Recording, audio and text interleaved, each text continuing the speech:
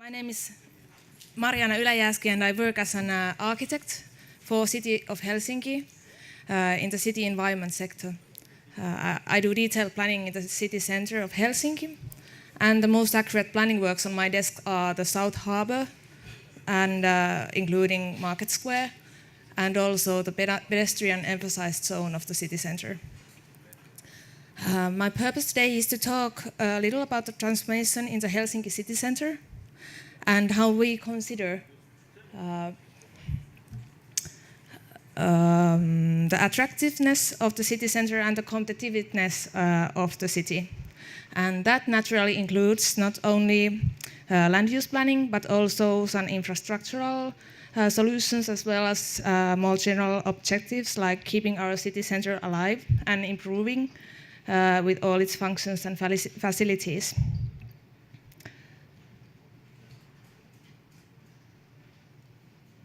And I will start with phenomenon, which are like behind everything that we do.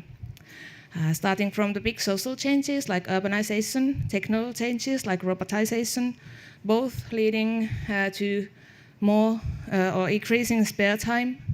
And behind everything we have green thinking, carbon neutrality, sharing economy, and all those together generating urban living and feeding experimental culture. So we have urban events like dinner under the sky, which invites everyone to have dinner outside together with their friends. This picture is from the Esplanade Park, which turns into a huge dining hall or space when the big tables and white clothes are served or set there.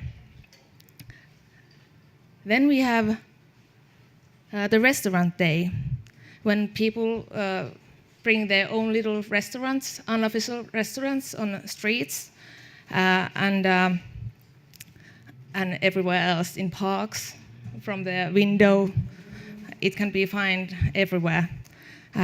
And the similar event is a cleaning day, when the parks fill with tables, people selling their old stuff.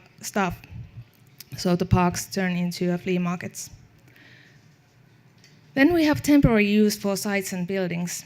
Here we have some examples of events and other things. Also there is the urban gardening in the lower corner. And pop-up stores and activities. In the picture we have a pop-up store at Katajanokka in the World Design Capital year 2012.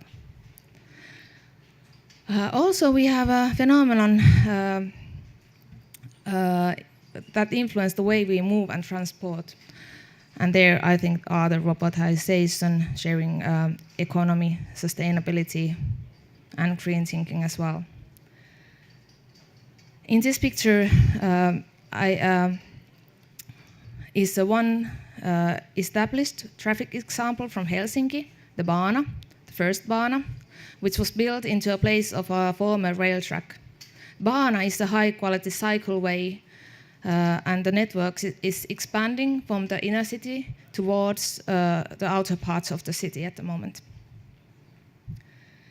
We have also noticed that it's very significant to be aware of how the population growth, lack of reasonably priced apartments, and economic situation influences the city.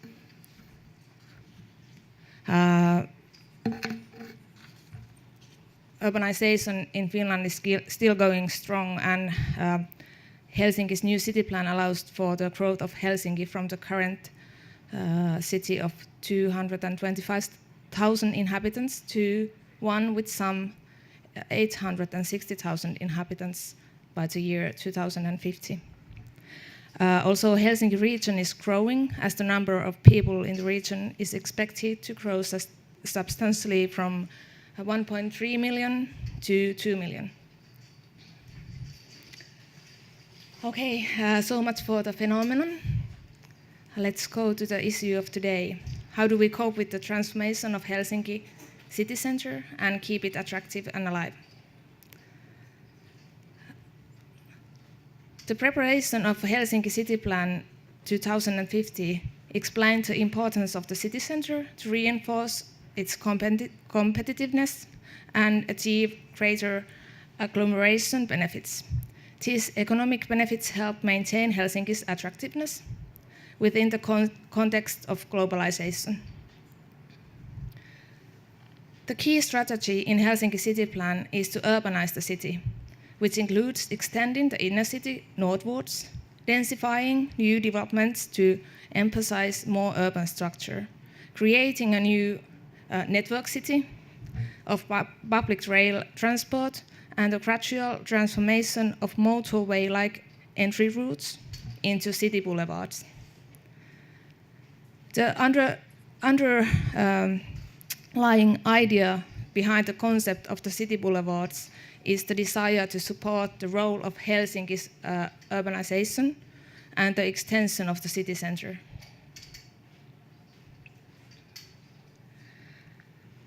The big recent issue in our city center are conversions from offices and, for example, from public sector spaces and governmental spaces to residence.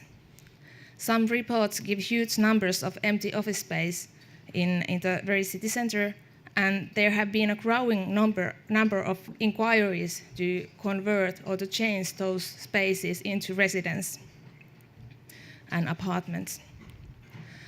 However, a versatile urban city is a combination of innovative housing, diversity in workplaces, high-quality services, and varied street network.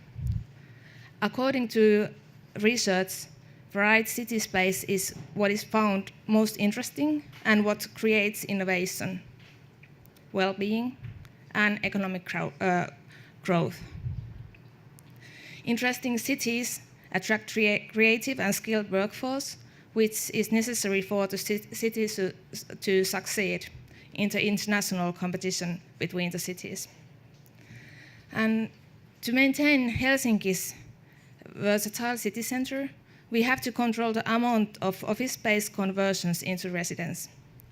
That is done with our new principles for conversions.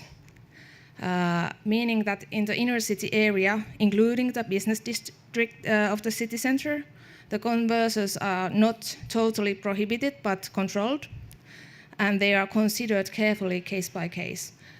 And there you will probably see some of the principles that in the most core of Helsinki we are most strict, and then going outward,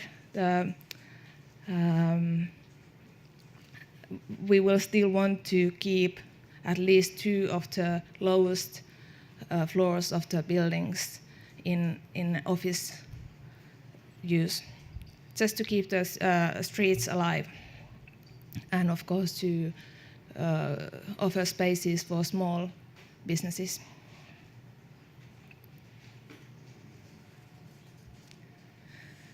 Helsinki aims primarily to encourage sustainable modes of transport, such as walking, cycling, and using the metro, trams, and commuter trains, and of course, buses and ferries. Helsinki Transport Development Program prioritizes different modes of transport. The needs of pedestrians are given first priority. This is important. Thereafter, cyclists, public transport, good transport and delivery, as well as cars are considered in this order. Developing the Helsinki city center is therefore not possible unless the conditions for walking, cycling, and public transport are improved simultaneously. We have been developing the pedestrian-emphasized area of the city center from 1980s, and many streets have changed into more pedestrian-friendly after that. There you can see pictures from Mikonkatu, Kiasma surroundings, and Kamppi Square.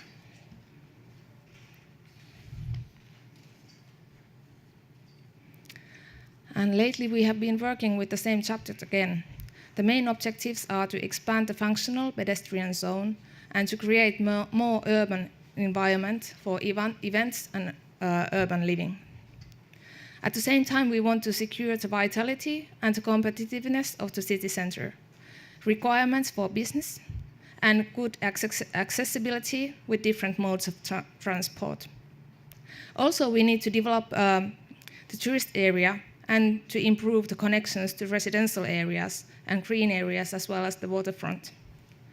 The pedestrian area should be more safe and the quality of the cityscape should get better. Unfortunately, the political situation at the moment this spring has not been very good because we have the change for the mayoral system and our former council wanted to leave the decision making to the new council. So we have to wait for a moment and then go on, probably with a very similar plan again. Nevertheless, the plan itself is ambitious. The pedestrian area is marked in the map, and the most significant targets are marked with orange color. These streets or areas are not going to be totally pedestrian. Some lines are still left for the cars on most of them.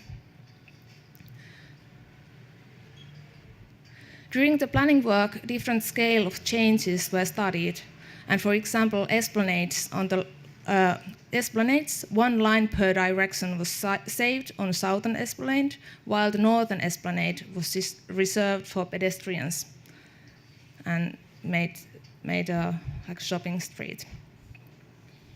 The alternative plans were analyzed with dynamic simulations, and as a conclusion, in all plans, car traffic got slower and travel times got longer.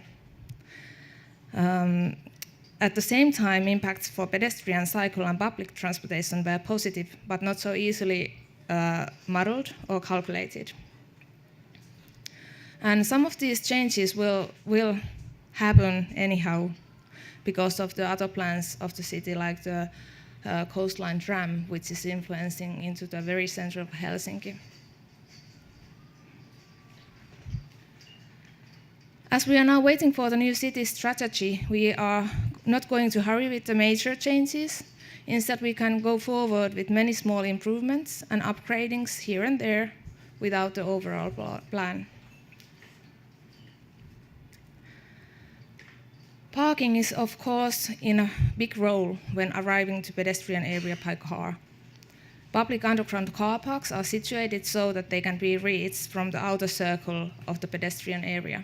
And the underground parking places are already there, so we don't have to build them at this point. City logistics is also one thing to be solved when developing better quality streets, and that is already done with the logistic tunnel, which is for the goods transport and delivery. And it's serving the most of the city center, and most of the properties already connect with it.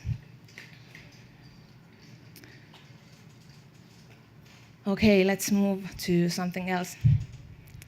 Helsinki waterfront has been gradually opening for the public. The seaside rail running along the city's shoreline is over 130 kilometers long and open to everyone. Much of the ongoing developing, planning and building in the city center aims to use the full potential of urban waterfront. New residential areas like West Harbour and Kalasatama extends Helsinki's urban city structure to former port areas that were closed from public before. The South Harbour is part of the seaside rail, passing by the central city area. The spaces and connections for pedestrian and bicycle traffic from Market Square to the directions of Kaivopuisto and Kalasatama are not in a proper condition at the moment. and the whole area should also be linked more tightly to the urban structure of the city center. The central location of the South Harbour, the area's cultural history, and the passenger port are essential parts of the city's identity. The marine character of Helsinki is emphasized in this area. The busy port also has its unwanted features shown on the board, because most of the shoreline is closed. However, some of the closed waterfront can be opened to public when the spatial use of the port operations are made more efficient. An important objective of the land use planning is to utilize the area's marine location in the city center. At present, parking and pickup and drop-off traffic areas take up a lot of space in the shore area. One big challenge of planning a new city structure is to find new parking areas from somewhere nearby. That will mean something underground, probably. So that the areas that are now reserved for cars can be turned into improved connections for pedestrians and cycling, as well as building sites and high-quality urban spaces.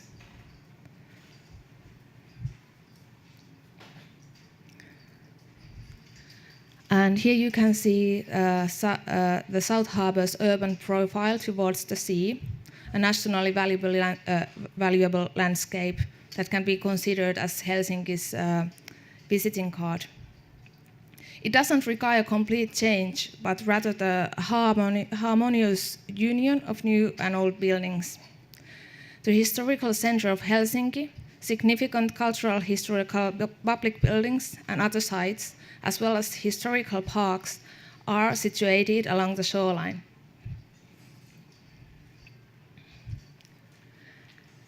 Kirjava Satama Ideas competition a few years back showed the challenges in developing the area.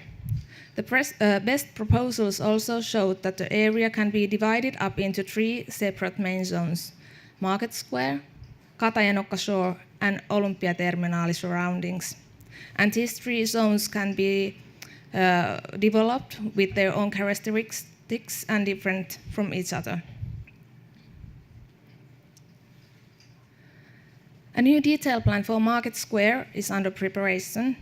No radical changes will be proposed to the historical Market Square area, and a smooth operation of the pedestrian and bicycle routes along the shoreline via the Market Square should be ensured. In the shoreline zone of the old market hall, there have been during the history of the harbour many kinds of low, lightweight constructions, warehouses and roof structures. There could be a new place for a terminal building for smaller ferries like Suomenlinna ferry. One important feature of the Market Square is that it should be easily vacated and made open space for different events, like Vappu here in the picture. We shouldn't be afraid of the square being empty. Rhythm of the day and year is an essential nature of the marketplace.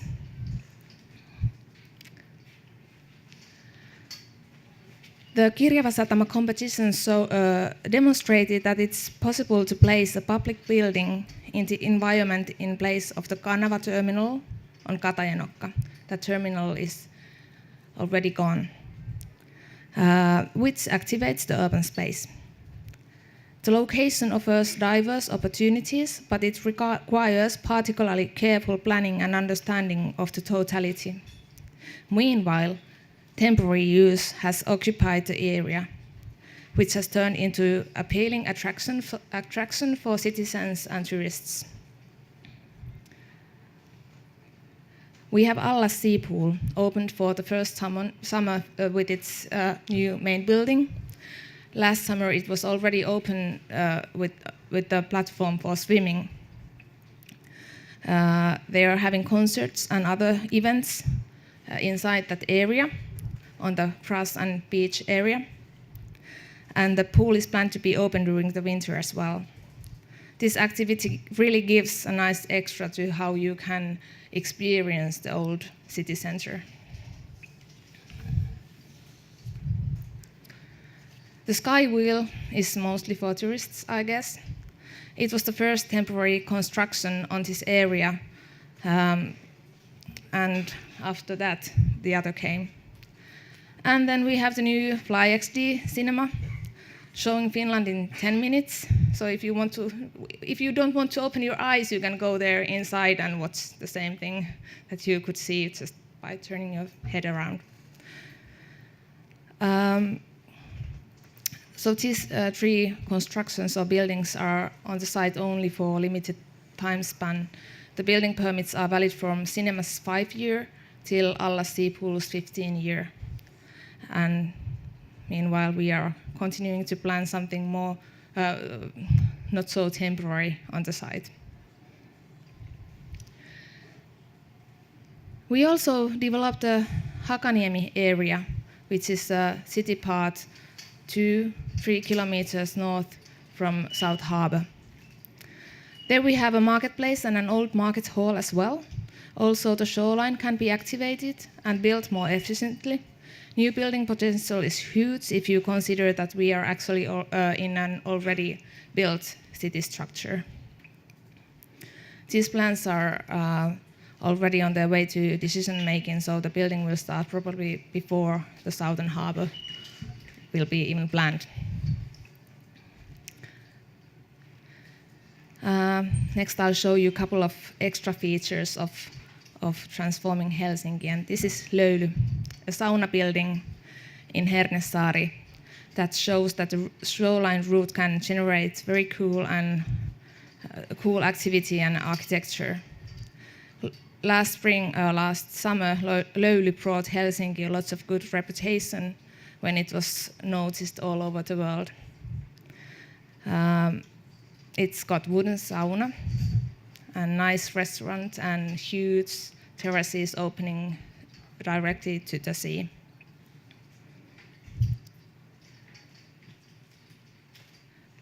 The sea is very important to Helsinki, but I think we are only now starting to figure out how much we can utilize it, for example, in tourism and refreshing. This summer, we have one more former military island opening to public, Isosaari, and we are expecting it to be as big success as Vallisaari and Kuninkaansaari were last summer. And developing of those islands is only starting.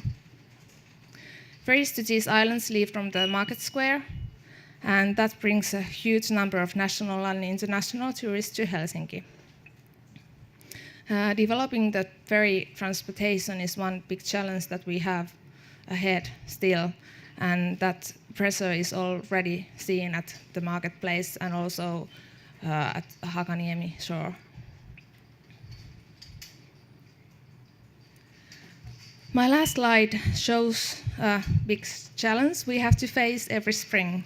Small cabins, stands, or even cargo containers that want to come to public spaces like streets, parks, squares. And as you might guess, they want to come to the most crowded places like the market square. And every business wants to have the best marketplace. Also, food trucks and urban events want to make use of the most attractive and crowded places in the city, including Esplanade Park. And that's why we'll have to create the principles for the use of public spaces. One thing is to keep in mind also fair and objective treat of the operators. The fastest or loudest cannot be the one who gets the most wanted marketplace. Still, a small stand on the right place can activate bigger area than you could have guessed, like this temporary Tyyni cafeteria by Tönönlahti shore with its sub-board rental. So I have started with phenomenon, went through cases from more strategic to more concrete, ending into a small cafe. And this is where I'm going to stop. thank you and give you an opportunity for questions. Thank you, Marjaana. So we have few. First here, please. I'm Markus, and I have gone to Helsinki several times, and a few times even with my foreign friends. And usually the reaction, their first impression of Helsinki is the same. It's quite boring, generic. Like we sometimes go to Suomenlinna, they really like the islands and everything. But usually when we go to Helsinki, not even I don't know what to do there. Like there doesn't seem to be some lack of uniqueness or like some unique experience you could only get to in Helsinki, or something that would very well remind you the experience in Helsinki. So yeah, I want to know like what plans are to maybe improve the uniqueness of Helsinki, for especially for those that come to Helsinki for like 1 or 2 days. Yeah, thank you. Tough question. Not an easy one. Well, I think the small business ideas like this Tyyni cafeteria or Allas Seapool, they are working on that matter all the time. What we do in land use planning, I guess we just want to make the city more for the people and not for the cars, and that will hopefully bring more life to the streets and more events and more something that would suit you and your friends when you come there. We have different days, of course. During the winter time, you know, it's not so nice, but when you happen to come to Helsinki on a restaurant day, for example, then you can find, well, you can hardly get through the market square. I usually go there during like summertime or springtime, and like, I mean, like you can see street activities and public areas in every city, and like the similar city center. But I'm like really trying to find a unique experience, like something you could only experience in Helsinki. You don't. For me, it's the arriving with the ferry when you go past Suomenlinna and Vallisaari, and now when Vallisaari is starting to look more cultural landscape, that's the point where I get the impression of uniqueness for the first time, but of course it's my city. Hello, it was an interesting presentation, thank you for that. What I see from here is two very different approaches to city planning. That we had several speakers before, and we mostly talk about architecture and buildings, and we look at different plans and so on. And you were mostly talking about people and public spaces and how they spend time and what they do there, and then so on. And also you failed to mention a single shopping center as the anchor in city center who should pull all the people there. What do you think? Why is that?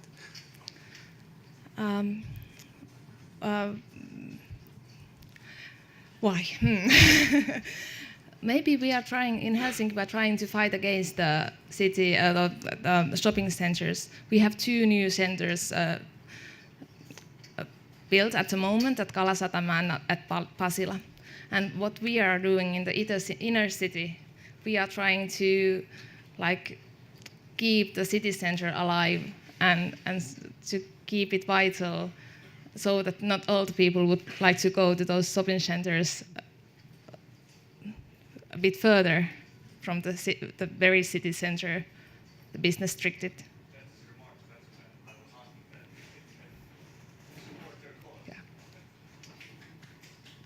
You had one slide showing the underground car parks around the car-free zones, in the walking zones.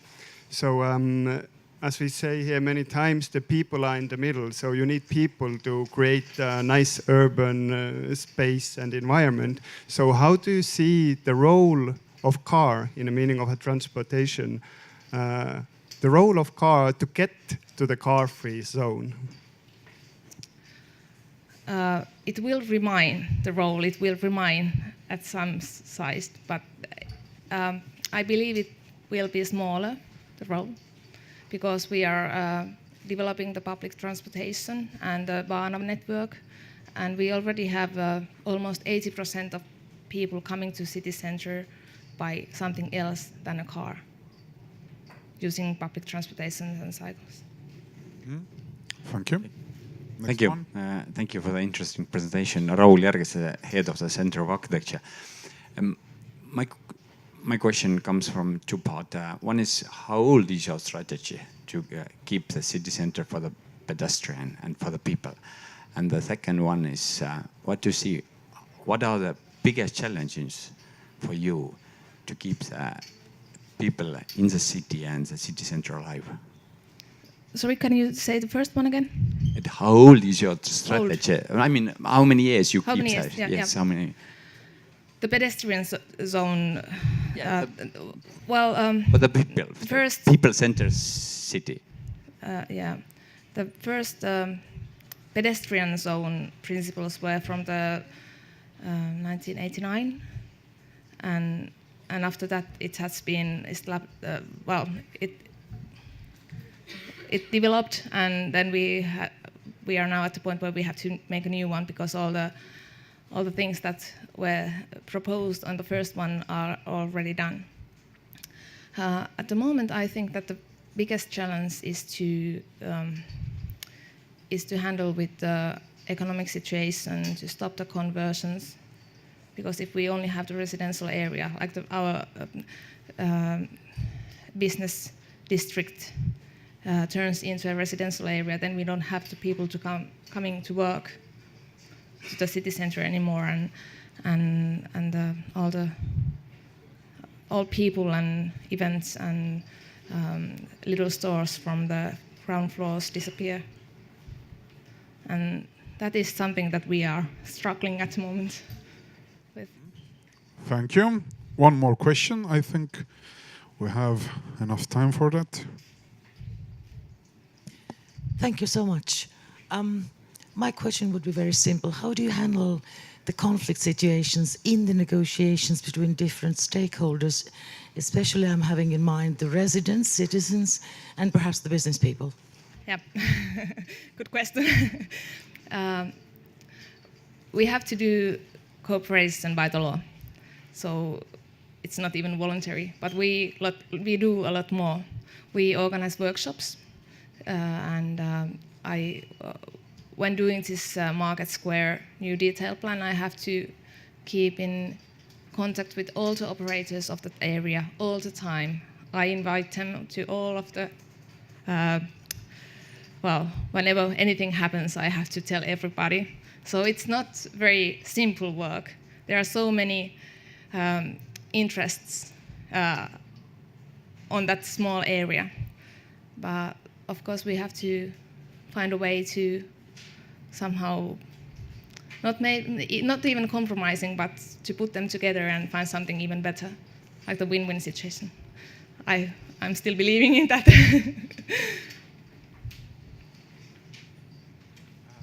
Thank you for the very nice presentation. And for me, your presentation was full of those small set objectives.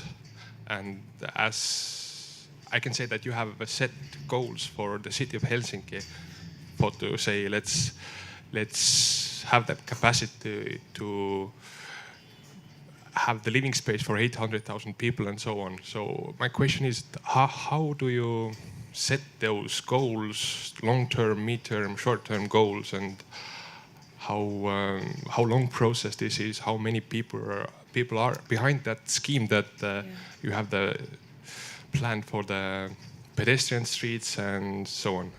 Okay. I actually have one slide of our planning system. I think it might be the whole, if I get the. I'm not sure how. I'm not sure how well you know Finland's planning system. It's in 3 levels, and I'm doing the slide.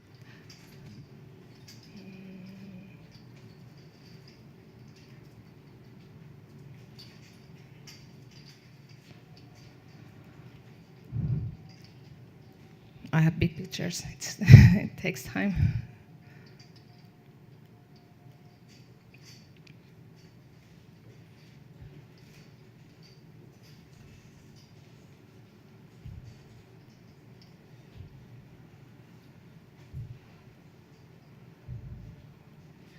Here. So first we have the regional land use plan, which tells cities how to do their city plans, like Helsingi City Plan for 2050. And we have very fresh new city plan, which is it was decided in December. And when we do detailed planning, we have to follow that city plan, and that gives us it's like the strategic plan for us to do the detailed plan, and many of the objectives comes from the city plan. Also, we have to consider the city strategy at the same time and combine those in detailed planning. About the people amounts, the pedestrian emphasized zone is a very new project for me. Obviously, I've been working for 5 years for Helsingi City, and the project has been going on from the 80s. And I just inherited it from my colleague who is retiring next week. But actually, there has been like 2 person working hardly on that subject. Of course, very many helping them, but only 2 named persons on that. Aitäh, kiitos esittelutest. Thank you.